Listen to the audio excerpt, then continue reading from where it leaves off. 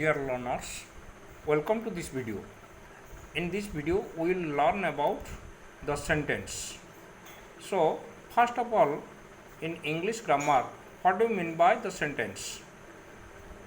Some linguistics are saying a group of words which makes complete sense is called a sentence. A group of words जो मिलजुल कर पूरी तरह भाव ला सकते हैं उन्हें एक सेंटेंस या वाक्य बोला जा सके. Others are saying a sentence is that which consists of combination of words or group of words having a definite meaning. एक वाक्य वो है कि जो कुछ शब्दों का सम्मेलन होता है और उसका एक डेफिनाइट मीनिंग होता है, एक डेफिनाइट अर्थ होता है. और कुछ भी बोल रहे हैं, ए sentence is a group of words that makes sense of its own. Okay, एक वाक्य वो शब्दों का समूह होता है कि जो इसका अपना ही अर्थ ला सकता है या अपना ही अर्थ, अपना ही भाव वहन करता है. समझ में आया? So all these have the similar meaning. That means we can say a group of words which makes complete sense is a sentence. Okay, for example, I am a student. It is a sentence. It is a group of words having 4 words. I am a student. Okay, but if the order of the words will be changed, it can't be a sentence. Just like am student, it is not a sentence. Who are you? Who are you is a sentence. You are who, it is not a sentence, because the words are not in their proper order. Okay, what a beautiful flower it is a sentence. What a flower beautiful it is not a sentence. The words are not in proper order, that's why it can't have the complete sense. Okay, sit down, it is a sentence. The words are in order. Okay, and similarly we will have to consider in which part of English grammar we can see the sentence, or which part of the English grammar related with the sentence. It is related with the syntax part or syntax section. Okay, what do you mean by syntax? Syntax means ordering together or systematic arrangement according to the grammar rule. Okay, now let us discuss about the structure of the sentence. What do you mean by structure of the sentence? Structure of the sentence means the word order, but here we are not discussing the word orders, but we are discussing main parts of the sentence. That means each sentence consists 2 parts. How many parts? 2 parts. So each sentence has 2 parts. What are they? They are subject and predicate. Subject and a predicate. What do you mean by subject and what do you mean by predicate? Let us discuss. A word or group of words about which something is said is called the subject. A word, एक ही शब्द और group of words या शब्दों का समूह about which, जिनके संबंध में something is said, कुछ बोला जाता है, कुछ बोलते हैं, is called the subject. उसे subject या कर्ता बोला जाता है. कर्ता जो करता है उसे कर्ता बोला जाता है, जो कुछ करता है, या जिसके बारे में क्रिया कुछ बोलता है या प्रेडिकेट पार्ट कुछ बोलता है, उसे ही सब्जेक्ट बोला जाता है. The agent part of a sentence is also called the subject part. Agent part जो करता है वो एजेंट होता है, जो क्रिया करता है, कार्य करता है, तो करने वाले को एजेंट बोला जा सकता है. That's why we can say the agent part of a sentence is called the subject part. The subject part is the doer of the action. Subject part sentence का जो सब्जेक्ट पार्ट होता है वो action का डूयर होता है, वो करता है, जो क्रिया को करता है तो उसे कर्ता बोला जाता है. ए नाउन और pronoun is the main word of the subject. Subject का मेन वर्ड क्या होता है? नाउन होता है या प्रोनाउन होता है. तो अभी क्लियर हो गया सब्जेक्ट के बारे में, तुम क्लियर हो गए हो. I hope you are clear about the subject part. Now let us discuss about the predicate part. A word or a group of words, एक शब्द या शब्दों का समूह, which says, जो बोलता है, जो कहता है, something about the subject, subject के बारे में कुछ कहता है, of a sentence, एक सेंटेंस का सब्जेक्ट के बारे में जो वर्ड, जो शब्द या शब्दों का समूह बोलते हैं, is called the predicate part. उन्हें ही प्रेडिकेट बोला जाता है. So which word is the main word और important word of the predicate part? A verb is the important word of the predicate. In the parts of speech section you will learn about the verb, but here for your information we can say that a verb is the word in a sentence which expresses the action, which expresses the action or state of being. Okay, that is called as the verb, and you can know the verb easily from the sentence as per your practice, because you have learnt so many words and parts of speech partly in your parts of speech section. That's why it is familiar with you. And how many types of verbs are there, you know it in the parts of speech section when you have learnt verb. But for your kind information, I can say that mainly verbs can be categorized in two parts.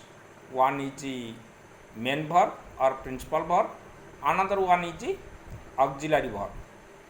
And you know the auxiliaries, you know the main verb, and in this way we will consider the verb, or we will have to recognize the verb in a sentence and the part related with the verb.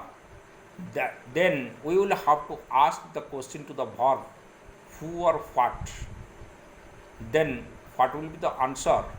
That will be the subject. Okay, it is the easy way to know or recognize a verb, and it is also to recognize the subject. Okay, for example, we can discuss about the subject part and predicate part. Mr. Mishra is a teacher. Here the underlined part, Mr. Mishra is a subject, is a teacher is the predicate, and is the verb here. So to recognize it, first recognize the verb. Is the verb. It is one form of be verb. Okay, and ask the question to the verb, who is a teacher? The answer will be Mr. Mishra. So Mr. Mishra is the subject and is a teacher is the predicate. Similarly, what is your name? Here the verb is. Here the verb is. So if we will ask who or what question to the verb, then what will be the answer? No. Consider. Here some changes you will have to make. That means in this sentence you will have to change the sentence form. It is in interrogative form. If it will be a statement form, then what it will be? Your name is what? Your name is what? So what is the subject? What is the subject? Because suppose the answer will be Ram. Ram is your name. Ram is your name.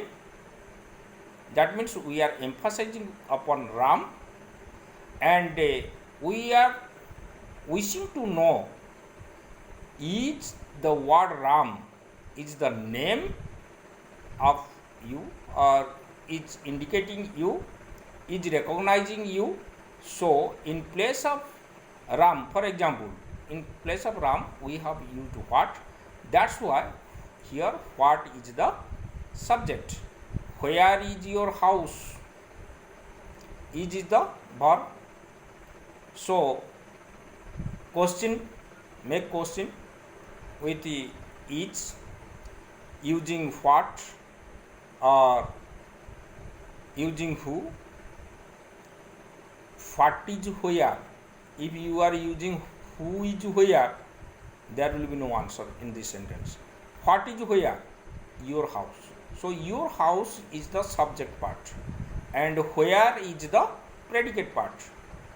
Similarly, how will I go there? Who will go? I. That's why I is the subject, and the predicate part is, one part is before the subject, another part is after the subject. So how will go there is the predicate part. When did you brush your teeth? When did you? Who did brush his teeth?